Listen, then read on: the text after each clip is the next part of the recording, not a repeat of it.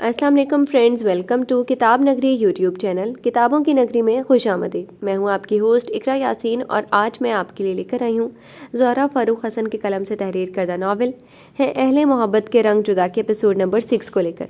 इस एपिसोड को स्टार्ट करने से पहले आपको करना होगा चैनल को सब्सक्राइब, वीडियो को लाइक और क्लिक करना होगा बेल आइकन को, ताकि आपको इस नावल की हर नई अपलोड होने वाली एपिसोड की नोटिफिकेशंस फ़ौरन मौसूल हो सकें और आप जल्दी से उन्हें रीड कर सकें। अब स्टार्ट करते हैं आज की एपिसोड। गेट कीपर ने तेज़ी से गेट खोला और बहुत तेज़ी से कार बंगले के अंदर दाखिल हुई थी। ड्राइविंग सीट पर उनके साथ वही जवान ऑफिसर भी था जो हमेशा उनके हमरा उनका बाजू बना रहता था। कार जैसी रुकी वो फ्रंट डोर खोलकर बहुत तेज़ी से निकलकर बंगले के अंदर बढ़ गए। उनके पीछे पीछे ऑफिसर भी परेशान था। वो वजदान साहब के साथ साथ ही बंगले के अंदर दाखिल हुआ था। क्या हो गया शानी, सब खैरियत तो है? अंदर आते ही उन्होंने लाउंज में बैठी शानी से पूछा था। वो उन्हें देखते ही आंसू जब्त करती अपनी जगह पर खड़ी हो गई। उनके चेहरे को देखकर वो फिक्रमंद होते उनके पास आ गए और परेशानी से शानी का कांधा थामकर खुद से लगा लिया। अपनी महबूब बीवी की पेशानी पर तफक्कुर की एक लकीर भी वो बर्दाश्त नहीं कर सकते थे। मैं ठीक हूँ वजी, बस वो। फिर वो धीरे धीरे दुआ और अनम के बारे में सब बताने लगी। उसने फिर से खुदकुशी की कोशिश की बची। ना चाहते हुए भी उनकी आवाज़ भर आ गई और वजदान साहब का दिल तड़प उठा।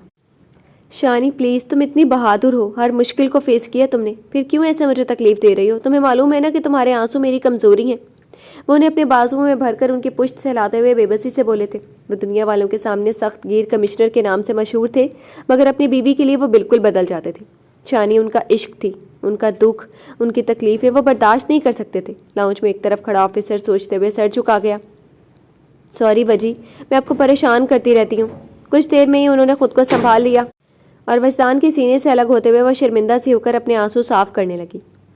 हाँ, परेशान तो आप वाकई मुझे करती रहती हैं, कहीं तो बता दूं किस तरह? वो इन हालात में भी ज़रा से शौक हुए तो परेशान होने के बावजूद भी शानी के चेहरे पर हया की सुर्खी दौड़ गई। कसम से यार बीवी, आज भी आप बिल्कुल उसी तरह शर्माती हो जैसे। उनके गालों को चुटकी में भरकर वो कुछ और शौक हुए कि शानी की निगाह लाताल्लुक बनकर इधर उधर देखते ऑफिसर पर पड़ी और उन्होंने वजदान को आंखें दिखाकर पीछे की तरफ इशारा किया। वो फ़ौरन संभल गई। कैसे हो वासिक बेटा? वजदान से दूर होते हुए शानी ने प्यार से ऑफिसर से पूछा। वो ऑफिसर उन्हें अपने बेटों से कम प्यारा नहीं था। अल्हम्दुलिल्लाह मैम, आप कैसी हैं? वो अब उनको मुस्कुराकर देखता अदब से बोला था। वो अपने सर के साथ साथ उनकी भी बहुत इज्जत करता था और अब तो रिश्ता ही उनसे इज्जत और मान का बन चुका था। कितनी बार कहा है कि मुझे दुआ की तरह ममा ही कहा करो, लेकिन तुम मानते ही नहीं हो। उसकी मैम कहने पर उन्होंने प्यार से वासिक को छिड़का। वो अपना सर खुजाकर ज़रा सा शर्मिंदा हुआ। नया नया बनने वाला ताल्लुक इतनी जल्दी पुरानी आदत नहीं बदलवा सकता। क्यों ऑफिसर साहब, मेरी बीवी की बात क्यों नहीं मानते तुम? वजदान ने प्यार भरे रोब से वासिक से कहा। वह ज़रा सा घबराया, फिर संभल कर बोला, धीरे धीरे आदत होगी ना सर। झिम्पी से मुस्कुराहट उसके चेहरे पर थी। वजदान और शानी एक दूसरे को देखकर मुस्कुरा दिए। जिस ऑफिसर के रोब और गुस्से से बड़े बड़े लोग घबराते थे, वो उन दोनों के सामने ऐसा शर्मीला बन जाता था कि उन दोनों को उस पर बहुत प्यार आता था। अनम कैसी है शानी? वासिक से ध्यान हटाकर अब उन्होंने फिक्रमंदी से पूछा। शानी ने सर्द आह भरी। वासिक भी संजीदा हो गया। ठीक है, ट्रीटमेंट दे दिया, अब सो रही है, वो धीमे से बताकर वासिक से बोली। अब आए हो तो लंच के बगैर मत जाना। उनके प्यार भरे हुक्म पर वासिक ने हल्के से मुस्कुराकर सर हिला दिया। मुस्तफ़ा को बताया तुमने? वजदान साहब ने संजीदगी से सवाल किया तो वह नफ़ी में सर हिलाकर किचन की तरफ बढ़ गई ताकि मुलाजमा को लंच में क्या बनाना है बोल दें। जाते जाते वो पलटी और वजदान की तरफ देखकर कहा, अपनी बेटी को देख ले जाकर, जिसने रो रो कर मेरा दिमाग और ख़राब किया हुआ है। वो बोलकर चली गई, मगर यहाँ खड़े दोनों नफूस को बेचैन कर गई। वजदान तेज़ी से दुआ के रूम की तरफ बढ़ गए और वासिक बेकरार होने के बावजूद भी वहीं खड़ा रहा, क्योंकि फ़िलहाल सारे हकूक़ अपने नाम करवाने के बावजूद भी वो सास ससुर के सामने बेशर्मी नहीं दिखा सकता था कि मनकूहा साहिबा के रूम में जा घुसे। क्या हाल है जीजा जी? बीवी की याद बड़े दिनों बाद आई आपको? अभी वह दुआ के बारे में सोच ही रहा था कि अपने कांधे पर जोरदार हाथ पड़ने पर वो होंठ भींचकर तेजी से मुड़ा। सामने मुंह फाड़ कर खड़ा दोस्त प्लस छोटे साले साहब नींद से जागे हुए इंसान की बेतरतीब तस्वीर बने खड़े मुंह फाड़ फाड़ कर जमाई ले रहे थे। ये तुम्हारे उठने का टाइम है? अपनी कलाई पर बंदी घड़ी देकर उसने मुर्तज़ा को घूरा। आवाज़ में रोब था। अबे ओ जीजा, अपनी की अफसरी ना पप्पा के ऑफिस छोड़कर आए कर। यहाँ सिर्फ तू मेरा दोस्त है या मेरा प्यारा जीजा, वो भी छोटी बहन का शौहर। मेरा रुतबा बड़ा है तुमसे। बिजाय वासिक के रोब में आने के मुर्तज़ा ने हाथ उठाकर नाक चढ़ाकर उसे चिढ़ाने के लिए कहा। अफसरी वाला डंडा पड़ा ना, तेरे सारे पेच ढीले हो जाएंगे छोटे साले। अपनी मुस्कुराहट छुपाते हुए उसने उसी तरह पुलिस वालों के अंदाज में डंडा नचाया। अबे जा जा, मुझ पे तेरी ये पुलिस गिरी का कोई रोब नहीं चलने वाला।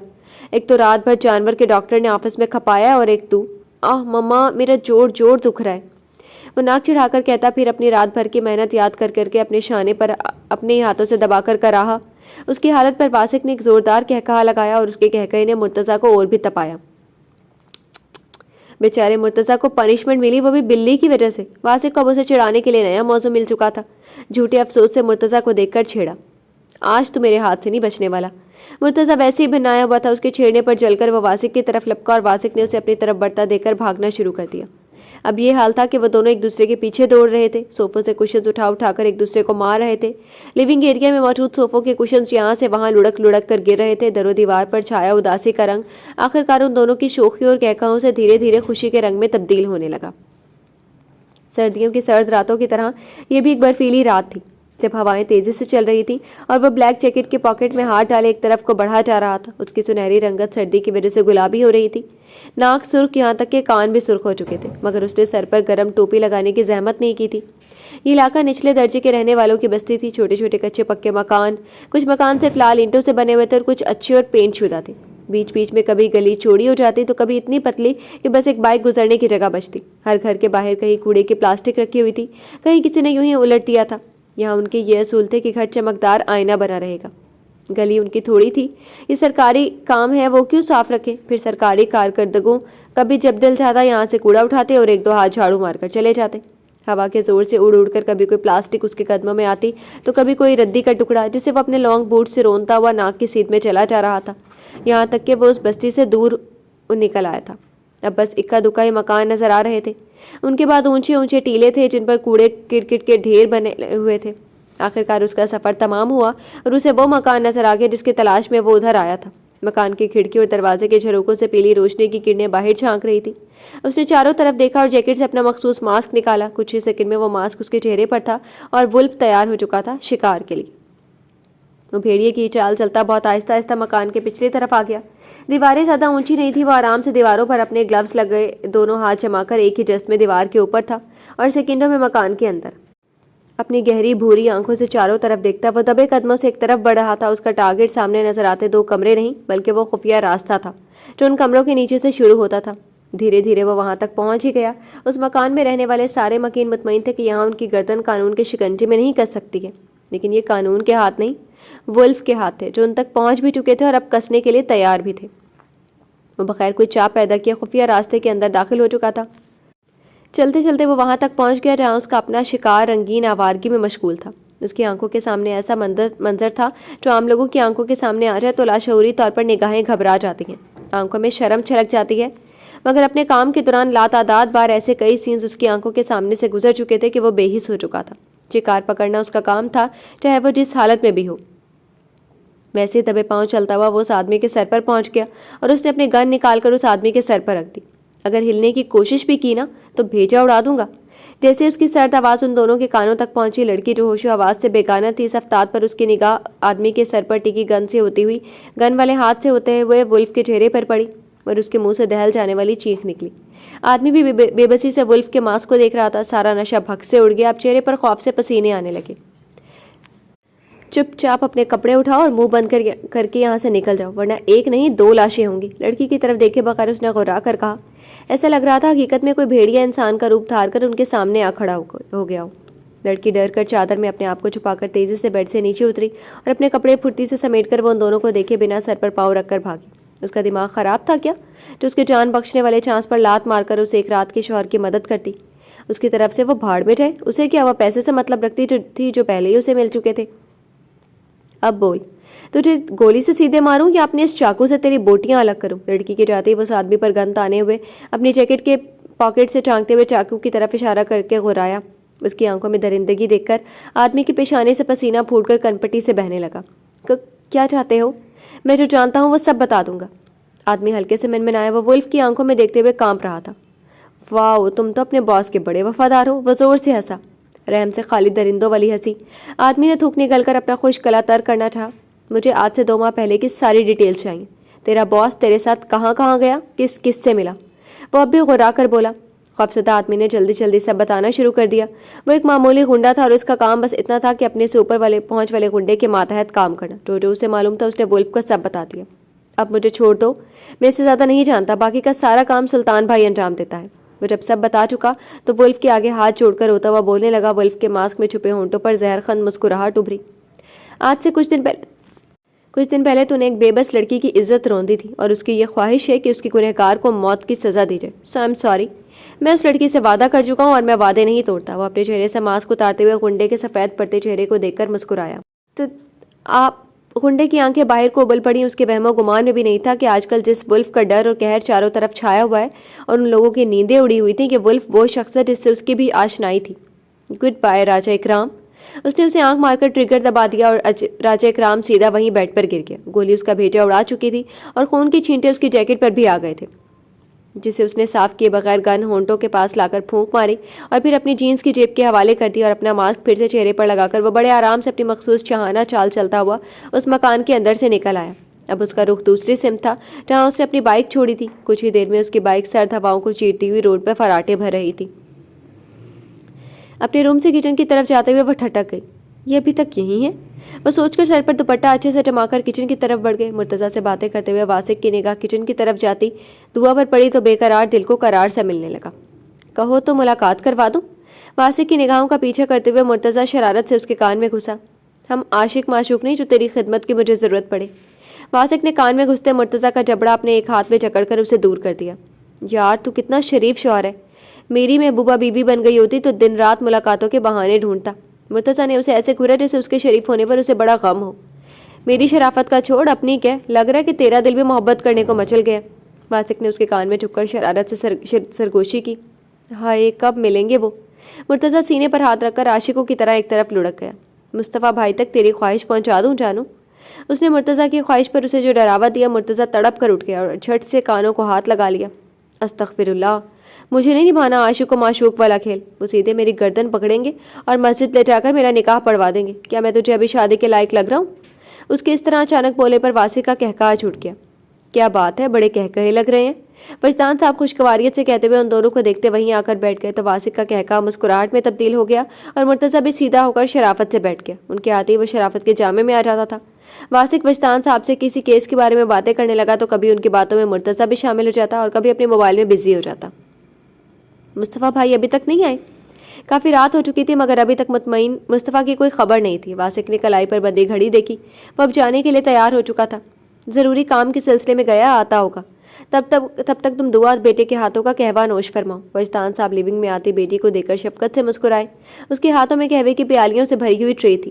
واسق سنبھل کر بیٹھ گیا مگر دل کی دھڑکنوں نے اسے دیکھتے ہی خوشی کا راگ گانا شروع کر دیا تھا. آج کل حالات کچھ ایسے نہیں تھے کہ وہ دعا سے اپنا دل کا حال کہہ سکتا. جب سے ان دونوں کا نکاح ہوا تھا حالات کچھ ایسے بگڑے کہ جس کی وجہ سے ان دونوں کو اکیلے ملنے کا موقع نہیں ملا اور نہ واسق کو کسی اظہار کا موقع ملا تھا. جیجا جی قہوہ لے لیں. بجائے اس کی دعا اسے قہوہ دیتی مرتضیٰ نے اپنا قہوہ اٹھانے کے ساتھ ساتھ اس کا بھی اٹھا لیا تھا اور اب شرارت سے واسق کو دیکھتے ہوئے قہوہ پیش کر رہا تھا. واسق نے دلی دل میں اسے گالی دی اور قہوہ تھام لیا. وجدان صاحب قہوے کی پیالی ہونٹوں سے لگاتے ہوئے مسکرائے تھے. دعا ٹرے لے کر جا چکی تھی. اسے شانی کو بھی قہوہ دینا تھا جو انم کے روم میں اس کے ساتھ تھی. میں چلتا ہوں سر. مصطفیٰ بھائی سے ملاقات اب لگتا ہے آفس میں ہی ہوگی. آخر وہ قہوہ ختم کر کے اپنی جگہ سے کھڑا ہو گیا. وجدان صاحب نے بھی وقت دیکھا. رات واقعی بہت ہو چکی تھی. اوکے میں بھی صبح آفس میں ملوں گا. وہ بھی صوفے سے اٹھ کھڑے ہوئے. واسق نے مصافحہ کرنے کے لیے جیسے ہی اپنا ہاتھ آگے بڑھایا انہوں نے وہی ہاتھ تھام کر اسے اپنے گلے سے لگا لیا. تم بھی میرے مرتضیٰ اور مصطفیٰ سے کم نہیں ہو. میرے لیے تکلفات میں کم پڑا کرو. اس کی پشت تھپا کر وہ جس محبت سے بولے واسق کا دل شکر سے بھر گیا. خدا نے اس سے کچھ لیا تو بدلے میں اسے ایسی فیملی بخش دی. مرتضیٰ بھی مسکرا رہا تھا. مائی سن. اس سے الگ ہو کر انہوں نے اس کا گال تھپکا. خدا حافظ. وہ مسکرا کر جانے کے لیے بڑھا. پپا میں واسق کو باہر تک چھوڑ کر آتا ہوں. مرتضیٰ واسق کے پیچھے جانے لگا کہ انہوں نے ایک دم سے اس کا بازو تھام لیا اور سیڑھیوں سے نیچے آتی دعا کی طرف دیکھا. دعا بیٹا. جی پپا. اپنے خیالوں سے ٹھونک کر ان کی طرف دیکھ کر نرمی سے بولی. واسق کی نگاہ اس کے معصوم چہرے پر جم سی گئی. وہ حروف میں اسے اتنی معصوم اور پیاری لگتی کہ وہ سب کی موجودگی تک بھولنے لگتا تھا. بیٹا. واسق چہرے سے باہر تک چھوڑا. ان کے پیار سے دیے گئے حکم پر جہاں واسق کا چہرہ خوشی سے کھل گیا وہیں دعا ایک دم سے گھبرا گئی. گھبراہٹ میں سب کی طرف ایک نگاہ ڈالی اور پھر شرما کر سر جھکا لیا. مرتضیٰ کا دل کی ایک سیٹی تو ضرور مار لے مگر وجدان صاحب کی چپت نہیں کھانی تھی اس لیے بس مسکراہٹ دبائے اپنے روم کی طرف بڑھ گیا. جاؤ بیٹا واسق کو دیر ہو رہی ہے. وہ شرمائی گھبرائی دعا کا سر پیار سے تھپک کر وہاں سے چلے گئے. دعا نے شرم اور گھبراہٹ کے ملے جلے احساس کے ساتھ ہولے سے پلکیں اٹھا کر سامنے دیکھا. دو چمکتی ہوئی پرشوق نگاہوں کی چمک دیکھ کر اس نے فوراً پلکوں کی چلمن گرا لی. آئیے مسز باہر چلیں. اس کی آواز کی کھنک پر دعا نے ایک نگاہ اسے دیکھا اور پھر گھبرا کر بس اتنا کہا. میں جا رہی ہوں. اس سے پہلے وہ بھاگ جاتی واسق نے پھرتی سے اس کی کلائی اپنی مضبوط گرفت میں جکڑ لی. बड़ी मुश्किल से आप हाथ आई हैं मिसेस, ऐसे तो ये मौका हम नहीं छोड़ सकते। उसकी निगाहों की शोखी से दुआ की पेशानी पर पसीने की बूंदें चमकने लगी। लाख शरारती सही, हर तरह की आज़ादी भी मुयस्सर थी, मगर आज तक जिस माहौल में परवरिश पाई थी उसे हमेशा शर्म और हया का दर्ज दिया गया था, और ये उसी शर्म का तकाजा था कि वह वासिक से रिश्ता तब्दील होने के बाद भी शर्मा रही थी। मुझे नहीं मालूम था कि आप बीवी बनते इतनी क्यूट हो जाओगी। उसके सुर्ख कालों पर बिखरी हया की लाली वासिक को शोखी पर उकसा रही थी। कलाई पर गिरफ्त भी सख्त हो गई। मुझे जाना है, हाथ छोड़े मेरा। बड़ी मुश्किल से ये चंद जुमले उसके होंठों से निकले और वासिक के होंठों पर मुस्कुराहट गहरी हो गई। अब तो तुमको सीधे वासिक के घर में दुल्हन बनकर उतरना है मिसेस। उसकी कलाई को झटका देकर अपने करीब कर चुका था। दुआ ने घबराकर पहले चारों तरफ देखा और फिर वासिक की निगाहों से निगाहें जा मिली। एक की आंखों में जज्बात के समंदर मचल रहे थे और दूसरे की आंखों में शर्म के साथ साथ प्यार भरी इल्तिजा भी, और इस इल्तिजा पर वासिक की मोहब्बत ने सर खम कर दिया। ओके, अब कोई शरारत नहीं, बस गेट तक हमारे साथ चलें। उसकी शराफत से छोड़ देने पर दुआ की जान में जान आई और उसने होले से मुस्कुराकर सर हिला दिया। फिर दुआ की हमराही में अपनी सरकारी गाड़ी तक आते आते वो बहुत सरशार था। बाहर निकली तो दुआ को एहसास हुआ कि कितनी सर्द हवाएं चल रही थी और वो घबराहट में बिना शॉल या स्वेटर के ही बाहर निकल आई है। सर्दी के एहसास से उसने अपने हाथों की मुट्ठी बनाकर बगलों में डाल ली। सर्दी लग रही है? वासिक ने गौर से उसके फौरन सुर्ख होते गाल और नाक देखी। दुआ ने बस हाँ में सर हिलाया और हल्के से कांपते हुए वासिक को देखा। मुझे बस आपसे 10 मिनट अपने लिए चाहिए, हम कार में बैठकर बातें करें। उसे देखते हुए कार का डोर भी खुल चुका था। दुआ को समझ में नहीं आ रहा था कि अंदर चली जाए या उसकी कार में बैठ जाए। चलो कोई बात नहीं, तुम अंदर जाओ, सर्दी हो रही है, मैं भी चलता हूँ। उसके चेहरे पर उलझन देकर वासिक संजीदा हो गया, मगर अपने मखसूस नर्म लहजे में कहकर वो खुले डोर से जाकर फ्रंट सीट पर बैठ गया। दुआ ने लम्हों में फैसला किया और एकदम से वो कार का डोर खोलकर अंदर आ बैठी। वासिक पहले हैरान हुआ, फिर खुशी से उसकी आंखें चमक उठी। Thank you Mrs. उसकी तरफ पूरी तरह से घूमते हुए वो मसरूर सा हो गया। कुछ कहना था आपको? उसकी निगाहों की चमक से निगाहें चुराते हुए वो आहिस्ता आवाज़ में बोली। हाथों की उंगलियों को आपस में फंसाए वो घबरा रही थी। बाहर की बनिस्बत कार हीटर की वजह से गर्म थी। वासिक ने हाथ बढ़ाकर उसके सर्द हाथों को अपने हाथों में दबोच लिया। हाँ, कहना है ना बहुत ज़रूरी बात। I love you. दुआ के हाथों पर गिरफ्त सख्त करके वो अपने लबों तक ले गया और दुआ को देखते हुए उसने अपने लब वहाँ रख दिए। वहाँ वनक बनी ऐसे देख रही थी। एक तो उसका इजहार, उस पर से उसके होंठों का गर्म लम्स। दुआ को लगा उसके हाथ की पुष्ट जल उठी हो। मैं जाती हूँ। वो अचानक उसकी शोखियों के लिए तैयार नहीं थी। झटके से अपना हाथ छुड़ाने की कोशिश करती वो घबरा कर उतरने लगी कि वासिक ने उसका थामा हुआ हाथ और भी मजबूती से जकड़कर अपनी जानिब खींच लिया। हमारा निकाह हो चुका है मिसेस। इतनी गुस्ताखी तो चल ही सकती है। उसकी आवाज़ मध्यम थी और दुआ की पलकें लरज उठी। वासिक दीवाना वारों से देखते हुए मध्यम आवाज़ में कह रहा था, जब से निकाह हुआ था मैं तुमसे इजहार करने के लिए बेकरार था दुआ, और साथ में मैं शुक्रिया भी कहना चाहता था कि तुमने मुझे अपना साथ बख्शा। इस बार दुआ ने पलके उठाकर उसका खूबरू चेहरा देखा। हमेशा की तरह वह वर्दी में दिल के तार छेड़ रहा था। दुआ के होंठों पर शर्म की मुस्कुराहट खिली थी। वासिक दीवाना होने लगा। मैं निकाह के बाद से ही तुमसे ये सब कहता, लेकिन हालात ही ऐसे बिगड़े। वासिक, अनम के साथ अच्छा नहीं हुआ, वो बहुत टूट गई। वासिक के होंठों से निकला और दुआ को अपने दोस्त का गम याद आया। उसके चेहरे पर गम के साए लहरा गए। वासिक को भी यह गम बहुत गमगीन कर गया। उसने सर्द सांस लेकर दुआ के उदास हो चुके चेहरे को देखा। मुस्तफ़ा भाई का साथ मिला है उसे दुआ। देखना वो जितनी टूटी है वो हर दुख की गिरह काट कर उसे मुजस्सम खुशी बना देंगे। दुआ के हाथों को प्यार से सहलाते हुए वह अब उसे तसल्ली दे रहा था। यकीन तो मुझे भी है वासिक, मगर आज उसका शदीद रद्द-ए-अमल देखकर मैं बहुत परेशान हो गई हूँ। दुआ को भी यकीन था, लेकिन अनम का दुख, उसकी हालत उसे गमगीन कर रही थी। जो कुछ उसके साथ हुआ है ना, वो सब जिस लड़की के साथ होता है वो ऐसी ही हो जाती है दुआ। वासिक ने ठंडी सांस भरकर उसका हाथ छोड़ दिया और थक कर सीट से टेक लगा लिया। लेकिन हुआ क्यों वासिक? दुआ ने जिस अंदाज में पूछा, वासिक ने अपने लब भींच लिए। वो खुद शर्मिंदा था। अनम के साथ तो ऐसा नहीं होना चाहिए था। वो लोग उसे क्यों बचा नहीं पाए? ये गम तो उन सबको था। अनम सही कह रही थी कि जब उस पर इतने जुल्म हो रहे थे तो हम सब कहाँ थे? भैया तक उसे बचा नहीं सके। वो सही शिकवा कर रही थी। दुआ ने कहते कहते अचानक रोना शुरू कर दिया और वासिक को उसका रोना तड़पा गया। बहुत नरमी से उसने दुआ को अपने बाजुओं में समेट लिया। दुआ, हाथ साथ किसके साथ नहीं होते? ये शायद अनम के लिए आजमाइश है। एक दिन सब ठीक हो जाएगा। वो भी दुआ के सर को थपकते हुए वो उसे भरपूर तसल्ली दे रहा था। दुआ कुछ देर बाद रोते रोते चुप हो गई। आइंदा से बंदे पर रहम खाकर इन आंखों पर जुल्म मत करना। टिश्यू बॉक्स से टिश्यू खींचकर वो दुआ को ज़रा सा अलग करते हुए वो जिस बेबसी से बोला, दुआ रोते रोते होले से हंसती। गुड, ऐसी हंसती रहा करी मिसेस, बंदा खुश हो जाता है। उसकी आंच से थी आंखों से घबराकर दुआ ने जल्दी से डोर खोला और कहती हुई निकलने लगी। बस हो गए आपके 10 मिनट। 1 मिनट वाला गुड बाय तो कह दो। कार से बाहर निकलती हुई दुआ की कलाई जकड़कर वह शोक हुआ और दुआ का चेहरा शर्म से लाल हो गया। वह झुककर कोई और शोखी करता कि बहुत तेज़ी से गेट के अंदर दाखिल होने वाली कार की हेडलाइट्स ने वासिक को संभलने का अलार्म दे दिया। दुआ ने सुकून का सांस लिया, मगर थोड़ी झिझक से भी महसूस हुई वासिक की कार से निकलना और भैया का सामना करने पर। दोनों ही अपनी अपनी तरफ का डोर खोलकर बाहर निकल आए। अस्सलाम वालेकुम मुस्तफ़ा भाई। वासिक खुद ही उसकी कार तक चला आया। वालेकुम अस्सलाम, जा रहे हो? मुस्तफ़ा कार का डोर बंद करके संजीदगी से उससे बोला, मगर चेहरे पर वासिक के लिए खासी नरमी छा गई थी। उससे बहुत लगाव था मुस्तफ़ा को, और अब दुआ के हवाले से वो उसके लिए बहुत ख़ास बन चुका था। जी बहुत देर से मुंतज़िर था आपका, बस निकलने वाला था। वासिक उसके चेहरे को गौर से देखते हुए अदब से बोल रहा था। मुस्तफ़ा ही वो शख्स था जिसके लिए वजदान साहब के बाद उसके दिल में शायद सबसे ज़्यादा इज्जत हो। अच्छा दुआ अंदर जाओ, ठंडक बढ़ चुकी है, वासिक से कहकर वो दुआ की तरफ मुड़ा। वो जो अनजाने में अब तक वहीं खड़ी अपने जाने अजीज़ भाई को प्यार से देख रही थी, उसके एकदम कहने पर फ़ौरन अंदर की जाने भागी थी। वासिक ने तरह के सियानेपन से अपने कान खुजलाए। आज पापा के ऑफिस में कौन आया था? मुस्तफ़ा ने अचानक से पूछा तो वासिक सब भुलाकर संजीदा हो गया। अब तफसील से एमएलए के आज ऑफिस में आने की सारी रुदात मुस्तफ़ा को सुना रहा था। मुस्तफ़ा के जबड़े भींचे उसे सब सुन रहा था। उसे मैं देख लूँगा, तुम फिलहाल उसके मुंह मत लगना। वो वासिक को समझाकर बैक डोर खोलकर उसमें से कुछ निकालने लगा और खामोश खड़े वासिक की तरफ मुड़ा। इसमें कुछ तस्वीरें हैं जो तुम्हें उस एड्रेस पर पहुँचानी है, ओके? मुस्तफ़ा ने एक बड़ा सा कदरे भारी पैकेट कार की बैक सीट से निकालकर उसकी जानिब बढ़ाया। आज ही पहुंचा देता हूँ। वासिक ने फ़ौरन वो पैकेट थामा और सर खम करके सीधा हो गया। As you wish. हल्के से उसका कांधा थपक कर वो पहली बार मुस्कुराया। वासिक को वो मुस्कुराहट बड़ी भली लगी। मुस्कुराते या हंसते हुए वो और भी शानदार लगता था, मगर मुस्तफ़ा मुस्कुराने में भी कंजूसी करता था। हंसी तो मुद्दतों बाद भी उसके होंठों पर खिलती थी। क्या सोच रहे हो? मुस्तफ़ा के पूछने पर वासिक चौंक कर ख्यालों से बाहर निकला और जल्दी से बोला, मैं चलता हूँ, अब ये पैकेट पहुँचा कर ही घर जाऊँगा। अपना ख्याल रखना। मुस्तफ़ा उसका शाना थपककर फिर से मुस्कुराया। इस बार वासिक उससे खुदा हाफिज़ कहकर अपनी सरकारी गाड़ी में बैठ गया, और तो मुस्तफ़ा एकदम से उसकी कार विंडो पर झुका। कुछ कहना है भाई? उसके चेहरे को देखते हुए वासिक ने संजीदगी से पूछा था। दुआ तुम्हारी बीवी है अब, उससे तुम जब चाहो जहाँ चाहो मिल सकते हो। आई डोंट माइंड, इसलिए मुझे देखकर झिझकने या शर्मिंदा होने की ज़रूरत नहीं है। खुली विंडो से मुस्तफ़ा ने हाथ बढ़ाया और उसका गाल थपक कर वो सीधा हो गया। फिर उसके कदम अंदर की जानिब बढ़ गए। उधर वासिक पहले हैरान हुआ, फिर खुशी से मुस्कुराकर उसने कार स्टार्ट करके गेट से बाहर निकाल ली। जी तो फ्रेंड्स, कैसी लगी आपको आज की एपिसोड? कमेंट सेक्शन में ज़रूर बताइएगा। फिर हाजिर होंगे नॉवल की न्यू एपिसोड के साथ। तब तक के लिए इजाज़त दीजिए। शुक्रिया। अल्लाह हाफिज़।